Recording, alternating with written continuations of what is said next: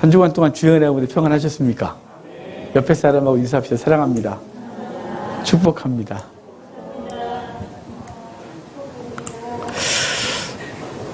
제목이 있어요. 제목 같이 읽겠습니다. 요셉과 니고데모. 아멘. 니고데모. 요셉과 니고데모인데요. 이 두 사람의 이야기를 오늘 좀 보려고 그래요.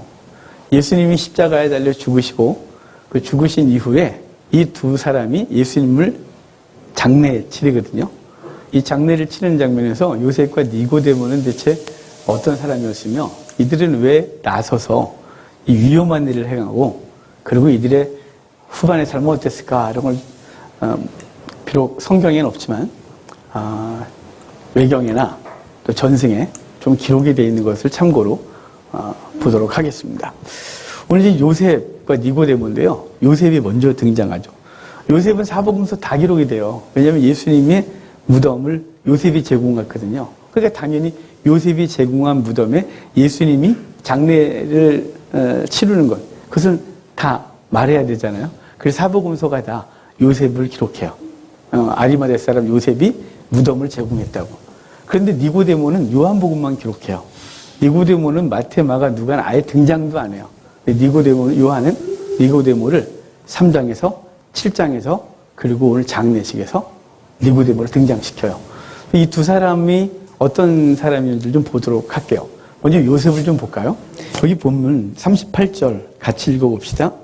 아리마대 사람 요셉은 예수의 제자이나 유대인이 두려워 그것을 숨기더니 이후에 빌라도에게 예수의 시체를 가져가기를 구하매 빌라도가 허락하는지라 이에 가서 예수의 시체를 가져가니라. 아멘. 여기 아리마대 사람 요셉이라 그래요. 이 요셉의 집안은 변변치 않았어요. 왜냐하면 제가 그랬죠. 훌륭한 집안은 뒤에 벤이 붙는다고. 벤. 누구의 아들 누구. 이렇게. 그 조상의 이름을 먼저 말하고 그 사람의 이름을 말해요. 우리 현대사에서 가장 유명한 중동 사람이 빈 라덴이거든요. 오사마 빈 라덴. 오사마라는 사람이 본명이고요. 빈 라덴. 그 조상 중에 라덴이라는 사람이 있어요. 그래서 빈은 아랍어로 애 발음이 안 돼서 라덴의 후손 오사마 이런 뜻이에요. 비록 어디 간지 모르겠지만 지옥에 가 있겠죠. 자, 여기 요셉은 누구의 아들이란 말이 없어요. 지역이 되어져요.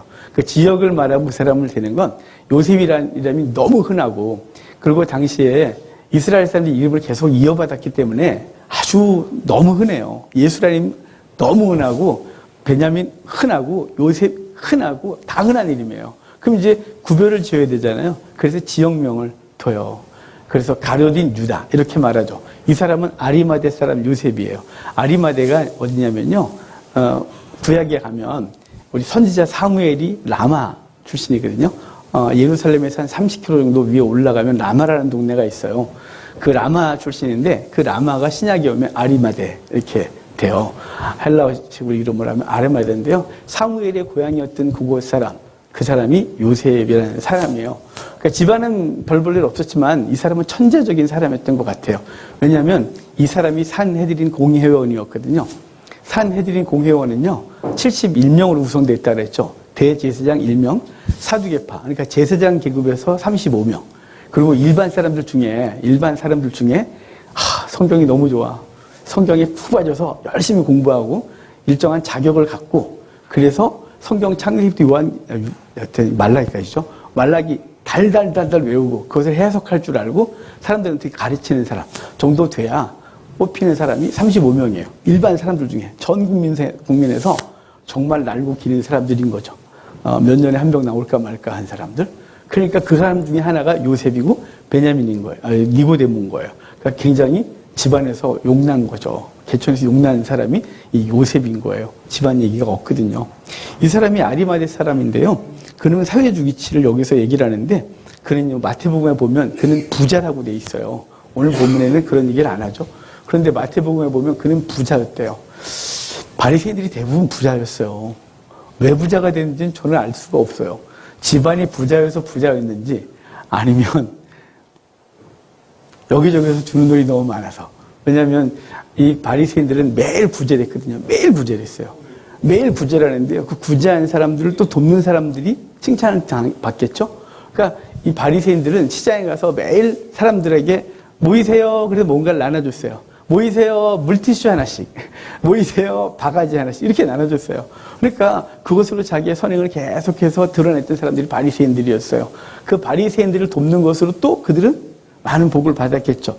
하여간 바리새인들, 사내들의 공회원들은 돈이 아주 많았어요. 니고데모도 부자였거든요. 나중에 말씀드릴게요. 요셉도 부자였다고 마태복음은 이야기하고 있어요.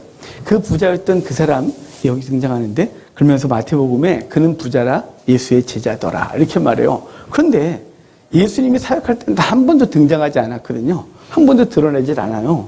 그는 샤이 크리스찬이었던 거예요. 니고데모도 마찬가지거든요. 그들은 예수님 활동할 때는 등장하지 않고 있다가 예수님이 죽으시니까 갑자기 등장하는 사람이 요셉과 니고데모인 거예요. 이 사람은 부자고, 그리고 그 사람은 그리스도의 제자라 이렇게 해요. 그 다음에 또 마가복음을 보면요, 그 사람은 존경받는 공의원이었다 그래요. 사내들이 공의원 중에서도 욕먹는 공의원이 있었겠죠. 국회의원 중에서도 존경받는 사람이 있고, 아우 저런 게 국회의원이라고 이런 사람도 있을 것이고, 목사 중에서도 존경받는 목사가 있을 것이고, 저 사람은 왜 목사가 됐니? 이런 사람이 있겠죠. 이 35명의 바리새인, 70명의 공의원 중에서 존경받는 사람이었다 그래요. 그래서 이 요셉은 굉장히 지지를 받고 똑똑했고 부자였고, 그리고 그리스도의 제자였고, 그리고 존경받는 공의원이었다 이렇게 말해요. 그러면서 아주 중요한 얘기를 마가복음과 누가복음이 하는데요. 그는 하나님의 나라를 기다리는 자였다 그렇게 말해요.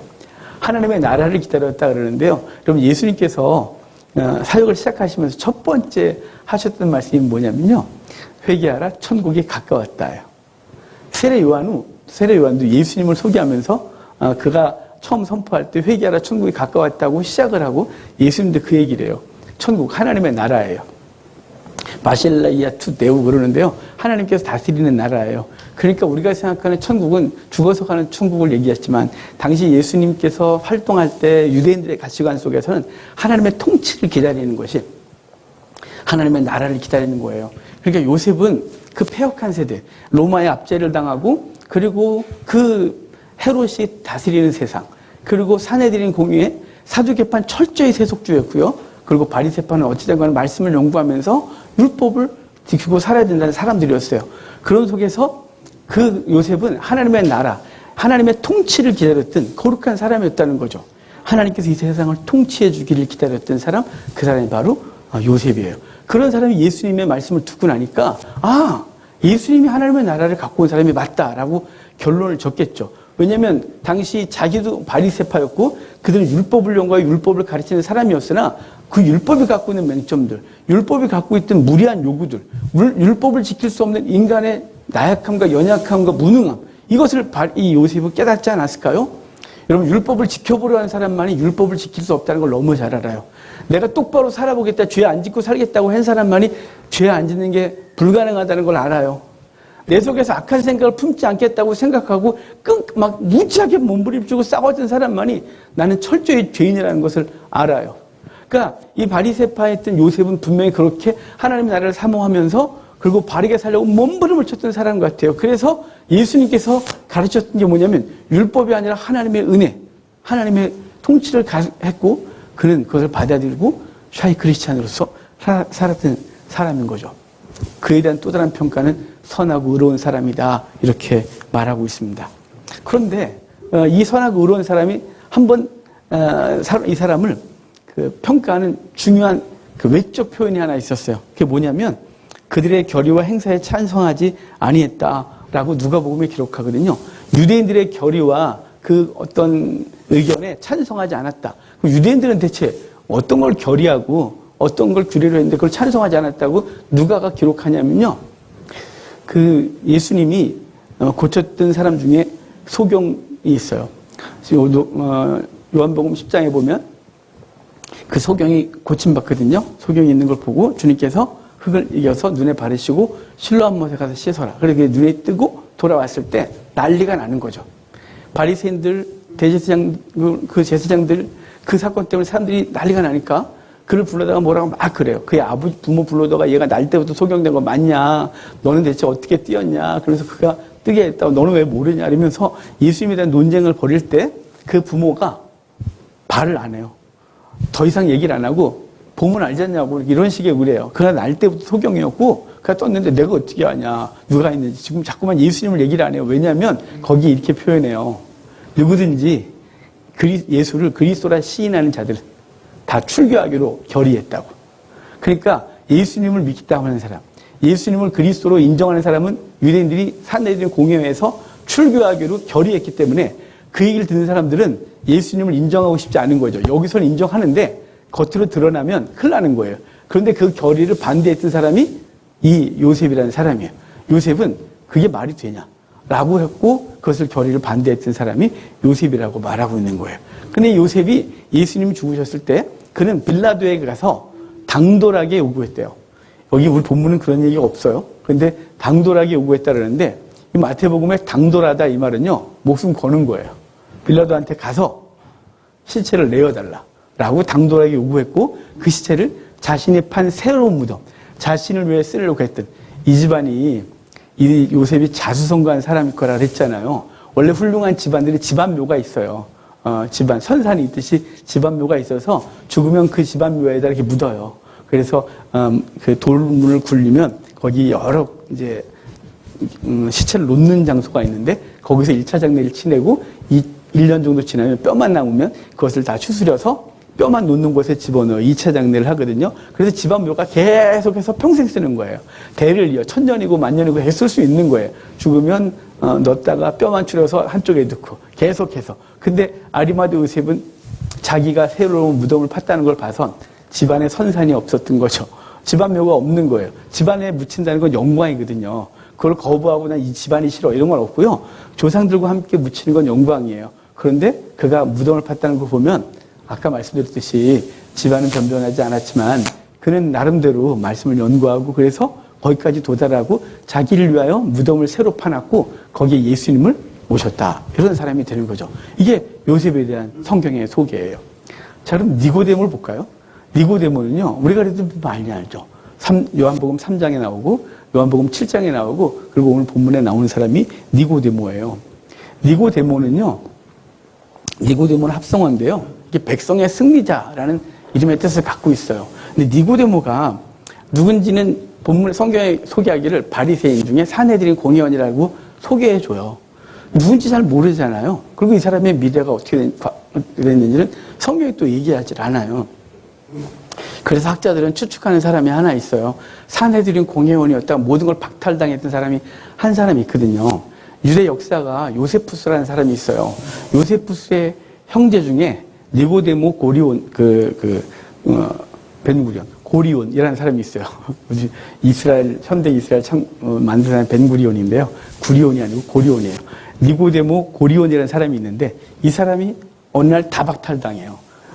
그래서 왜 박탈당했는지는 잘 모르는데 학자들은 추측하기를 이 사람이 니고데모가 그 사람이 아니었을까라고 추측하는데 분명한 근거는 없어요. 그래서 산헤드린 공회원의 니고데모라는 이름이 많지는 않을 거 아니겠어요. 35번밖에 안 됐고 그 사람이 어느 순간 싹 잃어버렸어요. 모든 기득권을 잃어버리고 그는 박해 가운데 들어가는 사람으로 등장하거든요.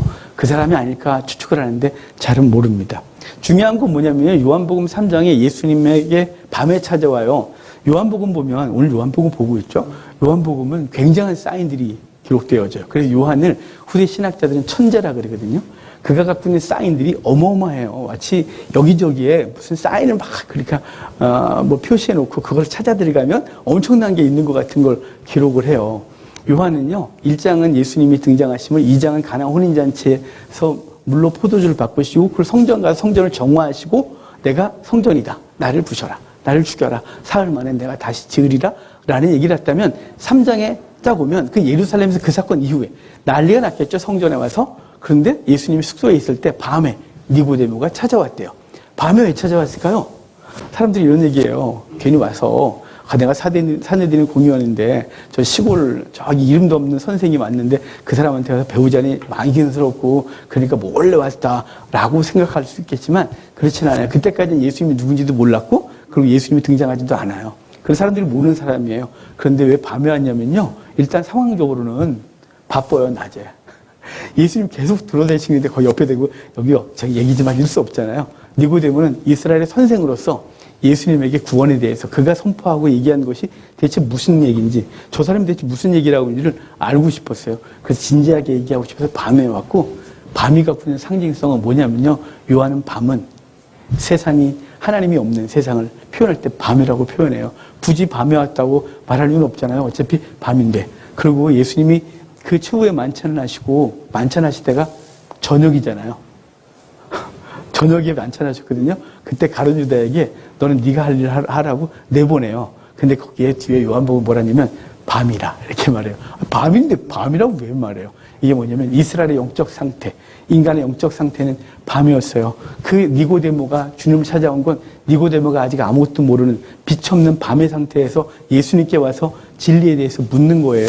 그래서 영생에 대해서 물었고 주님 말씀하시기를 네가 이스라엘의 선생으로서 그걸 모르겠니? 그러면서 이런저런 얘기를 하시다가 광야에서 노뱀이 달려 그 노뱀을 바라본 자마다 산 것처럼 인자 나도 후에 나무에 달려 죽을 거야. 그리고 그것을 바라보는 자마다 살 거야. 영생이 그런 거야. 라고 알려주셨어요.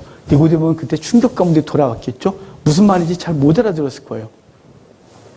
니고데모는 그 얘기를 듣고 와서 고민했겠죠. 그리고 예수님의 일거수일투족을 다 봤겠죠. 그러다가 예수님의 후반 사역이 요한복음 7장에 오면 초막절에 예수님께서 이제 오셨을 때 예수님께서 초막절에 이렇게 말해요. 그 초막절에 뭐 하냐면요. 사람들은 7일 동안 매일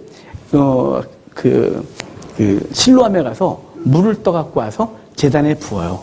초막절엔 제단에 물을 부으면서 여호와여 호산나 호산나 그래서 여호와여 우리에게 물을 주십시오 그래요.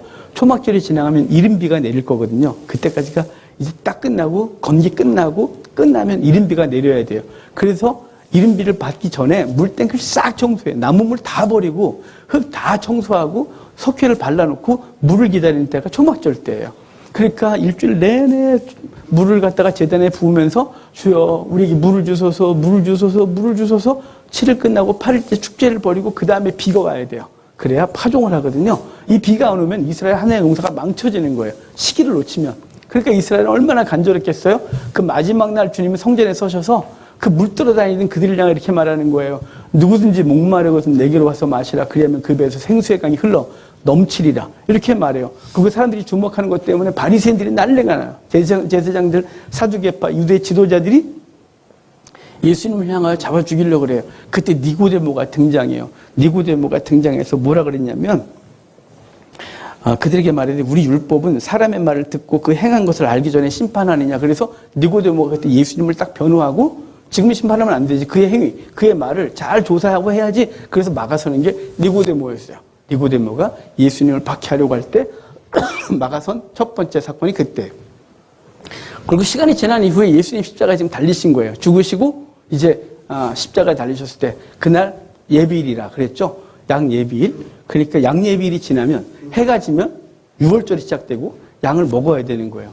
예수님은 유월절 전날 십자가에 달려 죽으셨고 그리고 오후 3시에 운명하셨기 때문에 죽으신 걸 다 알았어요. 이제 그를 십자가에서 내려 무덤에 장사 지내야 되는데요. 당시 문화를 알려드리면 죄인들 그리고 나그네들 그리고 이제 사형당한 사람들 있지 않겠어요? 목이 달려 죽은 사람들 그리고 질병으로 죽은 사람들 이런 사람들은 부정했기 때문에 조상의 묘에 묻히거나 그러지 않았어요. 그 흰놈의 아들 골짜기라고 흰놈의 골짜기 이렇게 표현된 골짜기가 있어요. 예루살렘에 가면 예루살렘에 지금 골짜기가 2개 남아있거든요. 하나는 기드론 골짜기, 하나는 흰놈의 아들 골짜기. 중앙 골짜기라고 있었는데 그건 히스기야가 메꿨기 때문에 그냥 골짜기가 없어졌고 2개의 골짜기가 있어요. 구약엔 3개의 골짜기였는데 근데 흰놈의 아들 골짜기는 쓰레기를 태우고 예루살렘에 나오는 그 예루살렘 성에서 나오는 모든 오물들 쓰레기들 다 거기다 태우고 거기에 그 나그네들을 위한 그 죄인들을 위한 묘지가 이렇게 있었어요.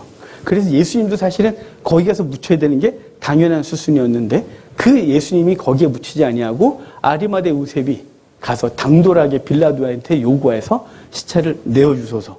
그러니까 권리 갈 걸 내어주소서 이렇게 말하는 거예요. 이미 내려야 되는 상황이에요. 그래서 이미 지난주에 봤듯이 양평 강도는 다리가 정갱이를 부러뜨려 횡격막 얼마가 죽였고 예수님은 이미 죽은 지 꽤 됐기 때문에 옆구리를 찔러 죽음을 확인하는 것으로 끝나고 왜 그렇게 한 건 나무에서 내려야 되기 때문에 다음날 6월절이기 때문에 나무에서 내려 장례를 치러야 되기 때문에 그것을 한 거예요.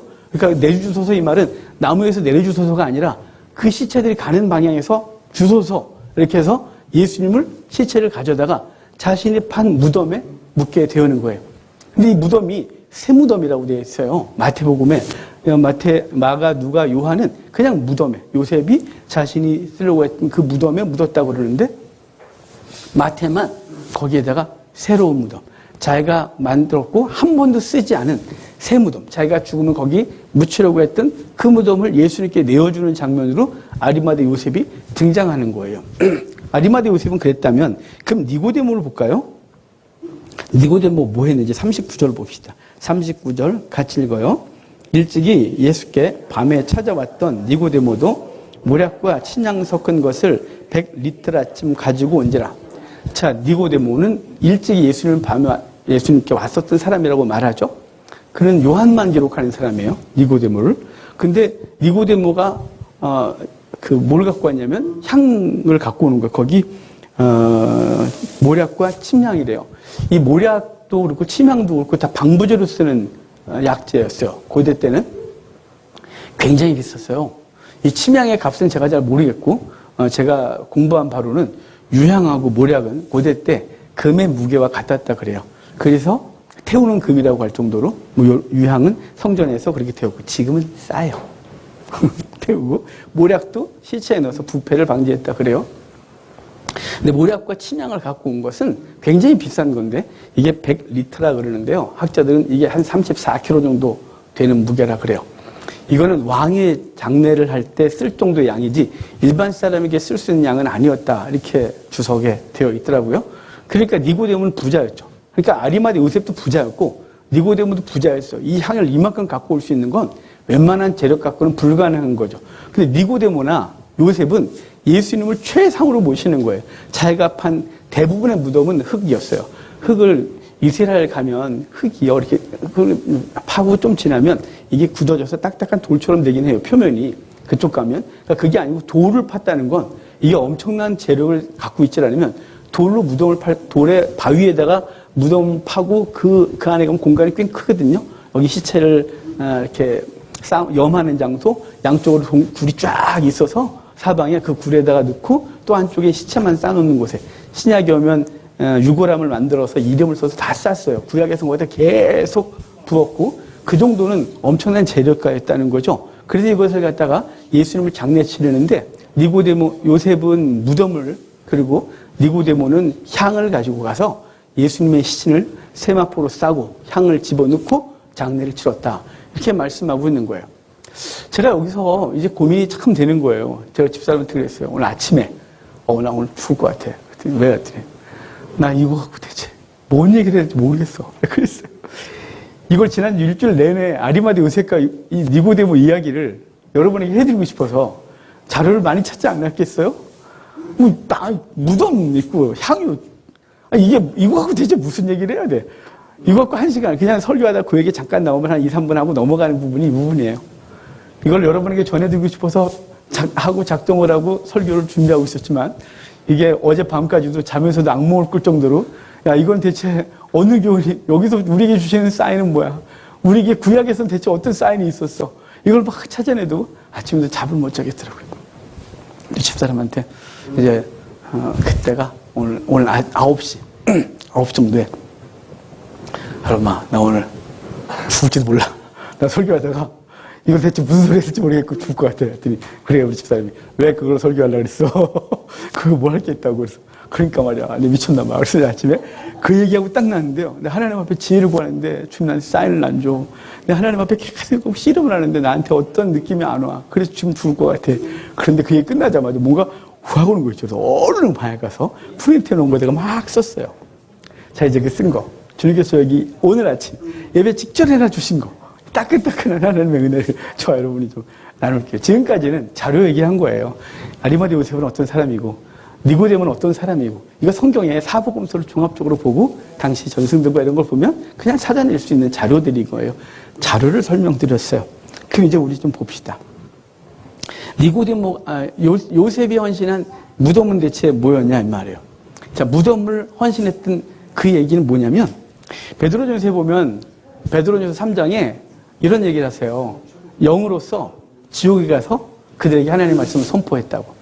예수님이 장례 치르는 무덤 얘기를 이 성경은 왜 이렇게 모든 성경마다 다 할까요? 죽으심으로 끝나면 될 걸. 장례 치르는 얘기, 이런 얘기를 하고 있는 거예요. 이 얘기를 하는 건 뭐냐면요. 베드로를 통해 할 말은 뭐냐면 그 옥에 가서 영들에게 선포했다 그래요. 옥에 가서 영들에게 선포한 거 뭐냐면 우리의 죽음에 가서 우리의 죽음에 대해 선포하는 거예요. 뭘 선포할까요? 거기 가서 예수 믿으면 천국 가요. 야, 나를 믿으세요. 그러면 지옥에서 천국으로 옮겨져요. 이렇게 말할까요? 안 해요. 지옥에 있는 영들을 선포한 건 뭐냐면 죽음에 대해 사망을 선포하고 당신이 죽어 우리를 대신해 죽으신 그 얘기를 해주고 있는 거죠. 또한 여기 그 니고데모가 가지고 간 향은 그 향재료를 그 몸에 부어서 잠을 쌓는 건 뭐냐면요. 예수님이 지금 계속해서 우리가 무슨 걸로 봤냐면 요한은 어떤 얘기를 했냐면요. 요한은 예수님은 어린 양 제물로서 죽으셨다고 계속 얘기를 하고 있는 거예요. 어린 양으로서 죽으시고 우리의 죄를 대신하여 죽으신 그분의 제물 되심을 계속 얘기를 했단 말이에요. 레위기서 보면 예수님, 레위기서에 보면 제물에 대한, 제사에 대한 제사제도를 얘기를 하는데 그 제사제도에서 그 제물과 함께 뭘 함께 올려드리냐면 향을 올려드려 하나님께 향기로운 제물 되게 하시는 거예요. 예수 그리스도가 우리에게 하나님께 향기로운 제물로서 드려지고 향기가 되시는 놀라운 은혜를 우리에게 주셨다고 말씀하고 있는 거죠.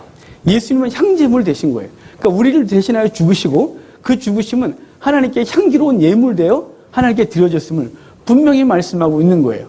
그리고 요한이 주신 또 하나의 사인이 중요한 게 있어요. 한번 거기 봅시다. 41절 같이 읽어볼까요? 예수께서 십자가에 못 박히신 곳에 동산이 있고 동산 안에 아직 사람을 장사한 일이 없는 새 무덤이 있는지라. 그래요. 예수님을 어디에 장례 치렀다면 동산, 못 박히신 곳에 동산이 있고 동산 안에 아직 사람을 장례하지 못한 하지 않은 그 새 무덤이 있었다 그래요.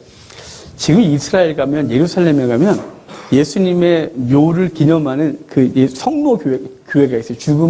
죽음을 기억하는 장소인 거죠. 근데 사실은 어떤 학자도 거기 동의하지는 않아요. 지금 여러분 예루살렘에 가면 제가 몇 번을 갔지만 거기가라고 하지 않아요.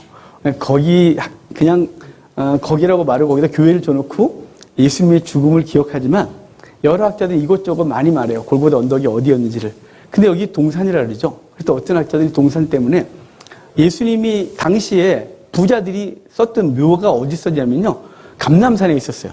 감람산이 어디냐면 예루살렘이 있고요. 기드론 골짜기 있고 그 다음에 감람산이 있어요. 여러분 나중에 예루살렘 언제 한번 가보세요. 저하고 갑시다.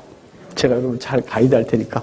감람산에 무덤이 그렇게 많아요. 묘자리가 어마어마하게 비싸요. 저와 여러분은 못 써요. 부자로만 쓸 수 있어요. 묘자리가 몇 억은 되지 않을까 싶어요. 여러분 집을 파시면 될 수도 있겠네요. 그러니까. 근데 묘자리가 무슨 뭐 이만하냐 아니에요. 이만한 그 석회관을 놓는 장소들이에요. 근데 거기 그렇게 많아요. 왜 그렇게 많냐면 유대인들이 갖고 있는 전통적 사관은 뭐냐면요. 메시아가 오면 감람산 그 자리에 임하고 그래서 감람산에 임해서 그 예수님이 예루살렘에 들어가서 왕으로서 임하실 건데 그 미문 동문 앞에 있거든요. 황금문 앞에 그 무덤 자리들이 있는데 그 사람들이 다 부활해요. 메시아가 오면 부활하고 그분과 함께 가장 먼저 부활해서 가장 먼저 예루살렘을 들어가겠다고 감람산에 묘가 그렇게 많아요. 자, 여러분이 부자고 여러분이 사회적 지위가 있고 그러면 어디다 묘를 썼을까요? 당연히 감람산에 써야죠. 왜냐하면 하나님의 나라를 기다리는 자, 메시아가 임하기를 기다리는 자라면 가장 먼저 메시아를 영접할 수 있는 자리, 돈도 있겠다. 어디다 모였을까요? 감람산에 써야죠. 그래서 저도 감람산이 이 예수님의 묘가 있지 않았을까라고 추측을 합니다. 근데 근거는 하나도 없어요. 왜냐면 거기 썼다는 얘기가 없거든요. 근데 요한은 이렇게 말해요. 거기 동산이, 가까운 곳에 동산이 있고 그 동산에 묘가 있었다 그래요. 그래서 예수님을 거기에 모셨다 그러거든요. 마태, 마가, 누가는 동산 얘기가 없어요. 오직 요한만 동산을 써요. 그리고 뒤에 예수님이 부활하셨을 때도 그 묘에 갔을 때 동산지기가 있어요.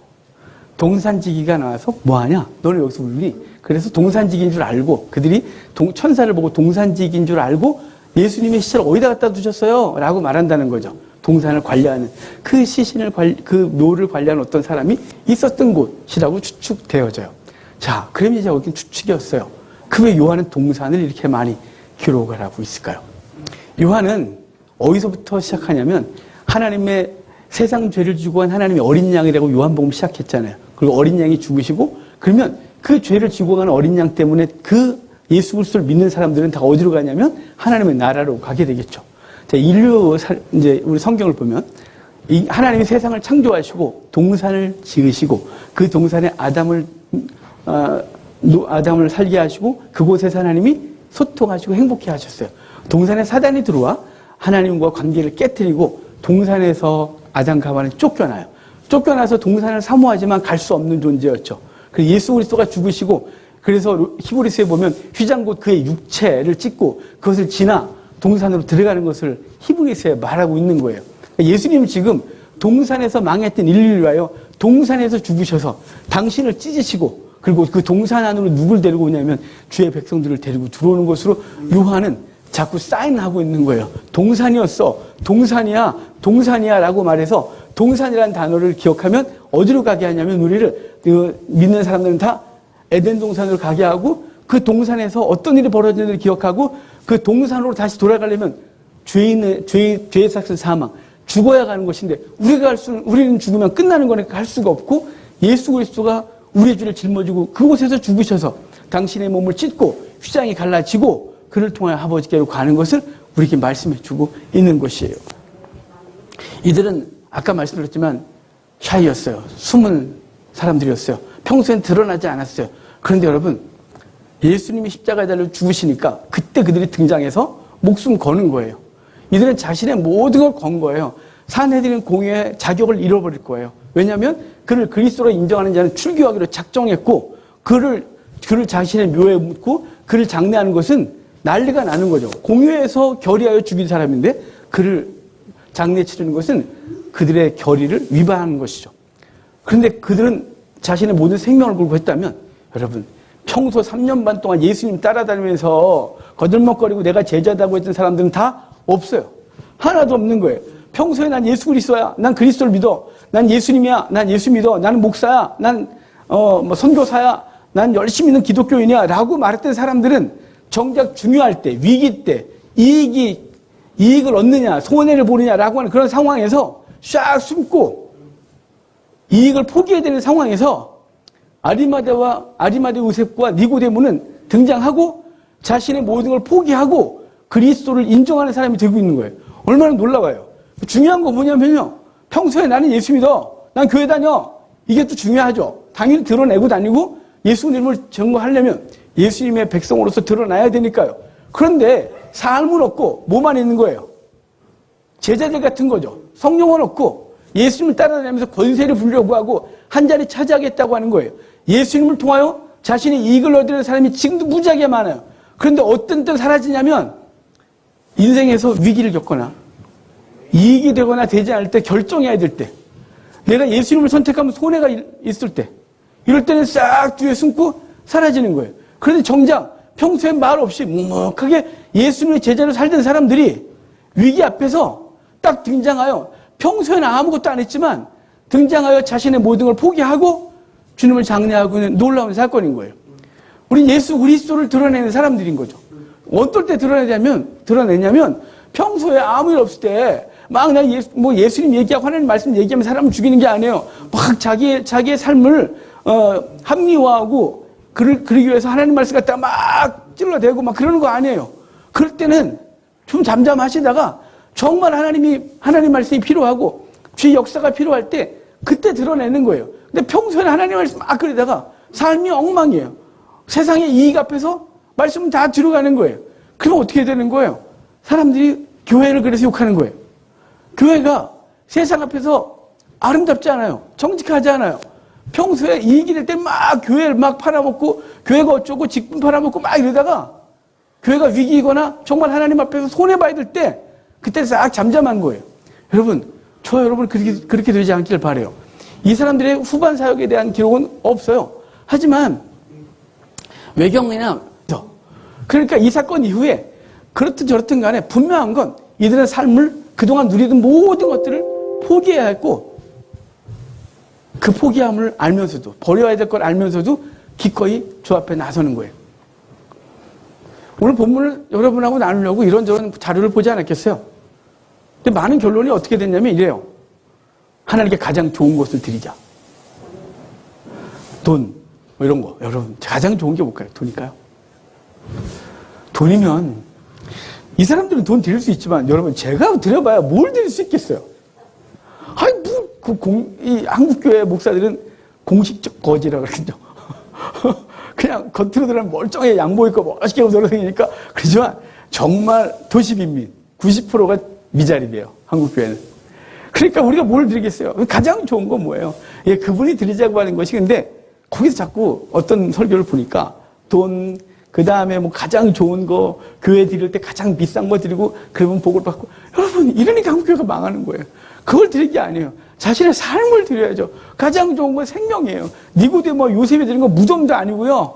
향유도 아니에요. 40kg 정도 되는, 34kg 정도 되는 어마어마한 양의 재물이 아니에요. 그걸 드린 걸 주님이 기뻐하신다? 이걸 기억하게 하라고 썼다가 아니고요. 생명을 드린 거예요. 이들은 자신의 미래를 바친 거고요. 자신이 오늘 누리는 평안을 다 포기한 거예요. 그 포기하고 누굴 선택했냐면 그리스도를 선택한 거죠. 여러분, 그래서 이걸 선택하는 거예요. 여러분, 이렇게 말하니까 그러면 나는 그럼 가난하게 살아야 되는 거예요? 이렇게 하지 마세요. 그거는 주의 영역이에요. 그래서 마태복음에 그러잖아요. 먼저 그의 나라와 의를 구하라. 그러면 이 모든 것을 더 하시는 거예요. 이것은 우리가 관심 둘 바가 아니에요. 자연스럽게 우리를 따라오는 거예요. 하나님 앞에 서면 하나님께 필요를 아시고 그것에서 당신의 백성들을 채우시고 구워주고 나눠주게 하시는 거예요. 그것은 뒷문제인 거예요. 그것 때문에 하는 게 아니고 우리는 그렇게 될지라도 혹시나 우리가 하나님 앞에 섰을 때 이들처럼 모든 기득권을 다 잃어버린다 할지라도 하나님 앞에 무엇을 드릴까 고민하는 거죠. 내 생명과 삶을 다 드리는 거예요. 그게 니고데모와 요셉이 말한 거죠. 여러분, 우리 하나님 앞에서 우리 이 세상에서 그리스도를 드러내는, 온전하게 드러내는, 자기 이익을 위해서 예수님을 파는 것이 아니라 이익이 없어도 예수 그리스도를 드러내고 그리스도를 인정하는 삶이 우리 가운데 있기를 주의 이름으로 축복합니다. 우리 성찬하겠습니다.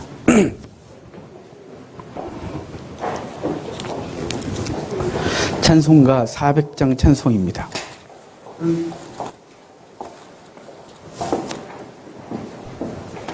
찬송가 400장입니다. 물속에서 나를 건져주시고 노한 풍랑 지나도록 나를 숨겨주소서.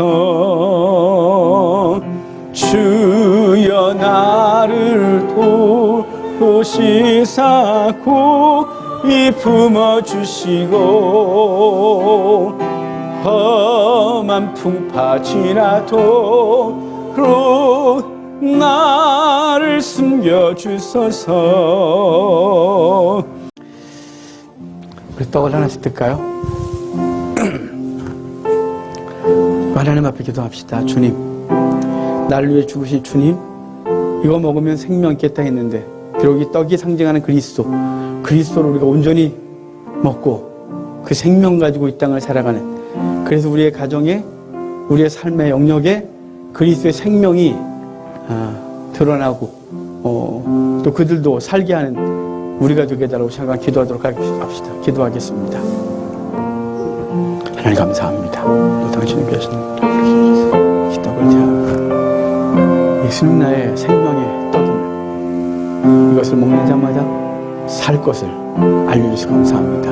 이 생애가 우리 삶에 온전한 은혜가 있게 하시고 하나님께 영광을 돌리는 우리가 되게 하옵소서. 하나님 감사합니다.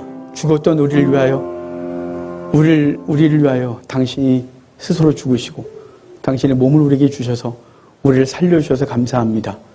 죽은 자처럼 이 땅에서 썩은 걸 위해 살지 않게 하시고 살아있는 자로서 생명을 위해 사는 우리가 되게 도와주십시오. 하나님, 우리의 삶의 자리로 돌아가 죽어있는 자리, 사망이 가득한 자리에 생명 전하고 그들도 살게 하는데 우리의 삶이, 우리의 몸이 쓰이게 하여 주옵소서. 감사합니다. 예수님의 이름으로 기도합니다. 아멘. 주님은 살입니다.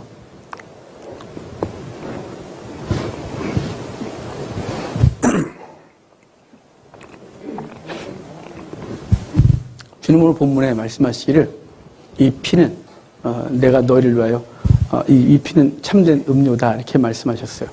그리고 최후의 만찬에서는 우리에게 이걸 주시면서 너희를 위하여 흘리는 피 곧 언약의 피다 그래서 이 피를 마시는 자마다 살 거라고 했어요.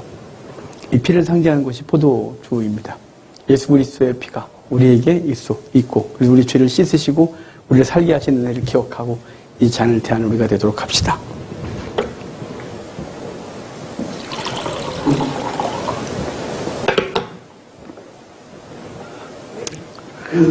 잔을 듭시다. 하나님께 기도합시다. 나를 위해 흘리신 예수 그리스도의 피, 이것으로 나를 살리시고 허물을 다 용서하신 그 은혜 기억하고 우리도 삶의 자리로 돌아가 우리 가족들의 허물, 우리와 함께하고 있는 사람들의 허물을 다 씻고 그들에게 생명 주는 우리가 되게 해달라고 잠깐 기도하도록 하겠습니다. 기도합시다. 하나님 감사합니다.